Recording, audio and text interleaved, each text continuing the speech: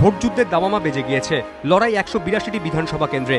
একদিকে শেষ মুহূর্তে সকলের কাছে পৌঁছানোর তাগিদ, অন্যদিকে সময়ের সীমাবদ্ধতা। ফলে চাইলেও সবকটি বিধানসভা কেন্দ্র চষে ফেলাটা কোনো প্রার্থীর পক্ষে অসম্ভব। আর এখানেই অন্যদের টেক্কা দিতে অত্যাধুনিক 3D প্রযুক্তির আশ্রয় নিয়েছেন গুজরাতের পোস্টার বয় নরেন্দ্র সিংহ মোদী।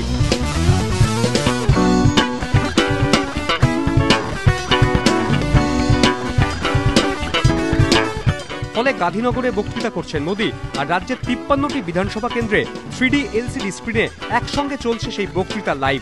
একটি ব্রিটিশ সংস্থার সঙ্গে গাঁটছড়া বেঁধে এই আয়োজন করেছে হায়দ্রাবাদের একটি তথ্য প্রযুক্তি সংস্থা।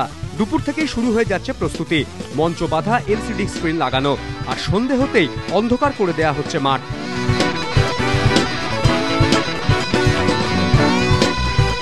গান্ধীনগরে বসে নরেন্দ্র মোদী বক্তৃতা করছেন, আর 3D ফর্মে রাজ্যের ৫৩টা জায়গায় সেই বক্তৃতা লাইভ দেখানো হচ্ছে।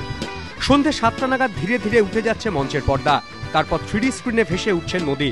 তবে দেখে অবশ্য দূরত্ব বোঝার উপায় নেই। সই বিলোচ্ছেন, মিউজিকের ছন্দে তাল দিচ্ছেন, যেন হাতের কাছেই। দর্শকদের উচ্ছ্বাসও চোখে পড়ার মতো। বক্তৃতায় মুহুর্মুহু হাততালির তোড়। हमको बहुत अच्छा लगा, यहाँ पे आए, हमारा वटवा गांव में आए, थोड़ा अच्छा लगा हमको। सबको फैमिली हमारी सब साथ में है। अभी हमारी लड़की को ऐसा है तो भी हम उसको लेके आए हैं कि क्या क्या है अपने गुजरात में, क्या क्या बन रहा है। देखो इतना वो सेवा भावी है, तो अपने लिए कितना किया है उन्होंने। ऐसा মাঠে দর্শক সংখ্যা প্রচুর, তাই সকলের দেখানোর জন্য লাগানো হয়েছে দুটি জায়ান্ট স্ক্রিনও। এর মধ্যে অনেকেই আছেন যারা সামনাসামনি মোদীকে কখনো দেখেননি। তাদের কাছে এই 3D অবতার যেন অবিশ্বাস্য।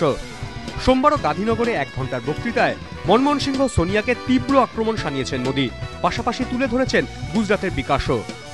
নির্বাচনী জনসভায় সাধারণ মানুষের সঙ্গে সরাসরি কথা বলায় রীতিমতো সিদ্ধহস্ত নরেন্দ্র মোদী।